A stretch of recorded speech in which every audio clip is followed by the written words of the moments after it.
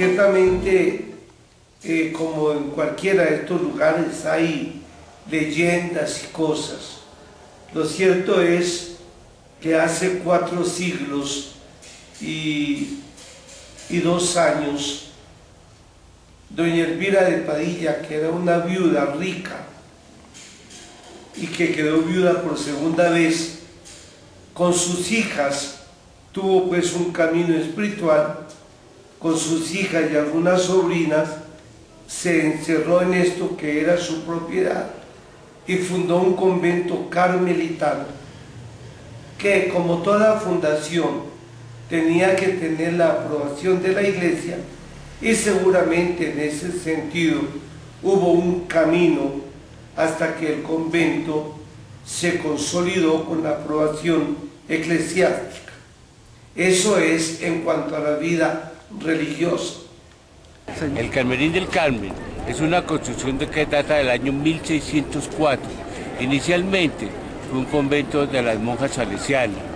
Después, en el año 1672, vino a pasar a ser una casa cultural. Y en el año 1775 le llamaron el Camerín del Carmen. El Camerín del Carmen, ¿por qué? Porque ahí a media cuadra está la iglesia del Carmen, que es una iglesia de estilo gótico. Hay leyendas, como por ejemplo que faltaba una viga o era muy corta para la construcción del camarín, entonces la viga se alargó milagrosamente.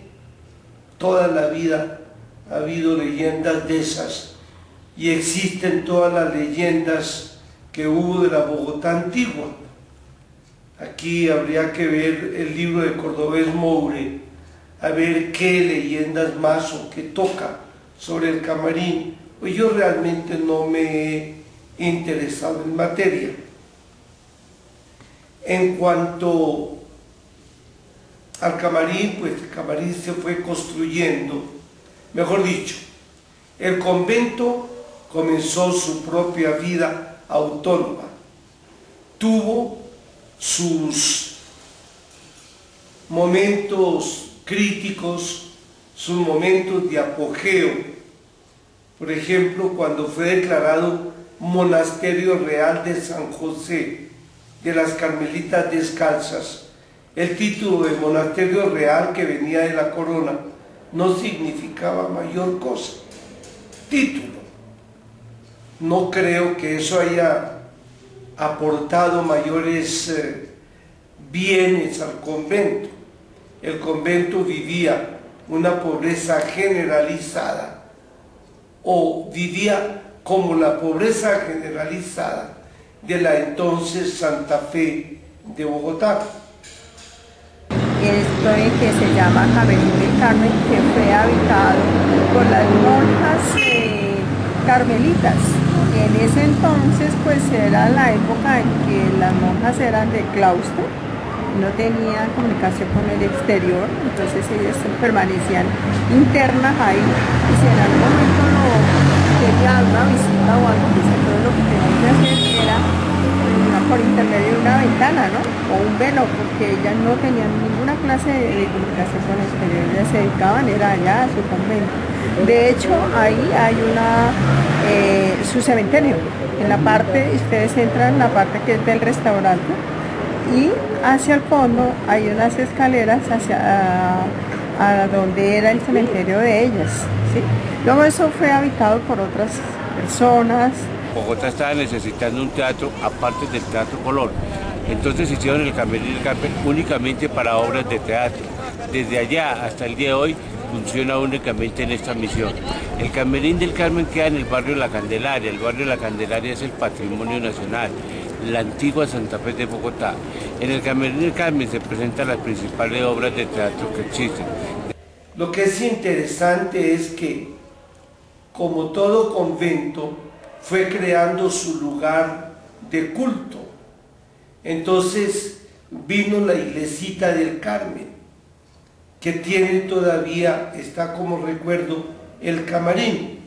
El camarín debe tener, que es el nicho donde estaba la imagen de la Virgen, que se llama camarín. es una palabra propia de la arquitectura colonial española. No se llama camerín, porque el camerín en castellano es el lugar, el cubículo donde se cambian los artistas en los teatros. Entonces, el camarín pues fue hecho, algunos artífices del momento fueron embelleciendo con su criterio, y especialmente dentro del estilo barroco, fueron embelleciendo la iglesita. Y queda, por ejemplo, una piedra que está actualmente, porque la comunidad la cedió a la Academia de Historia Colombiana, o Academia Colombiana de Historia. Desafortunadamente esa piedra está ya olvidada y no fue posible que la devolvieran. Yo estuve gestionando eso.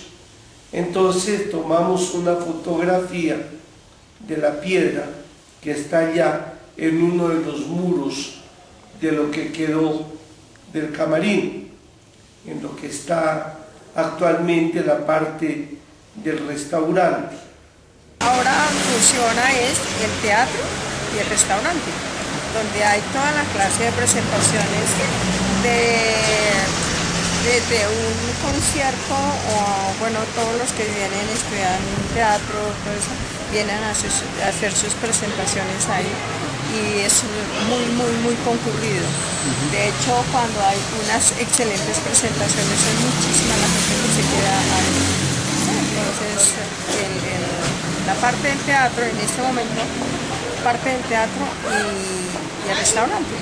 Bueno, con las monjas es esto, porque esto terminó de ser un convento, porque usted sabe que en aquella época había muchos prejuicios morales, ¿no? Entonces empezaron a sacar historias dudosas, porque allí iba un padre mucho a visitarla, y empezaron a sacar historias dudosas respecto a este padre, que de pronto era que el padre tal vez estaba teniendo relaciones con las monjitas y eso, porque él entraba tarde de la noche a pasar la noche ya. Lo que no se sabía era que en esa época, como el día de hoy, hay muchas iglesias que hacen una cosa que se llama, bueno, una velada nocturna, y duran toda la noche orando, ¿no? En aquella época no se hacía esto. Entonces este padre iba y se reunía con las monjitas allí a pasar toda una noche en oración, haciéndole peticiones al Señor. Entonces empezaron las malas lenguas a decir cosas muy contrarias a esto, montaron una historia exótica, erótica, que era que el padre se metía ya a tener relaciones con las monjas, y por eso pasaba la noche así encerrado. Debido a estas habladurías, porque se terminó este convento salesiano de las monjas. Y ahí entonces fue cuando vino a pasar a hacer el Teatro Camerín del Carmen, que hasta el día de hoy funciona. En ese tiempo, pues, personas pudientes ayudaban, pedían que quedaran sepultadas en la iglesia, y como en ese periodo estaba autorizado sepultar en las iglesias, así se hizo con muchas personas. Aquí estuvo enterrado, por ejemplo, el llamado obispo sacristán, el famoso padre Margallo, de las profecías trágicas sobre Bogotá.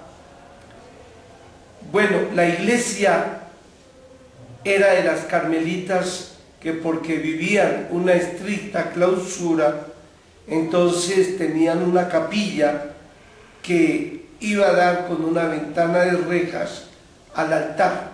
Desde ahí seguían ellas la liturgia, y la iglesita estaba abierta al público que pues la frecuentaba. La Virgen del Carmen fue siempre una de las devociones tradicionales del país. Toda esta vida que fue secular, desde 1606, el 6 de agosto, hasta 1861, o sea, 2 siglos largos, pues se vivió como algo pacífico, pero mientras tanto vino el gobierno de Tomás Cipriano de Mosquera, y vinieron las leyes de las manos muertas. Entonces los conventos fueron suprimidos, cerrados, y las propiedades de la iglesia las fue incautando el gobierno.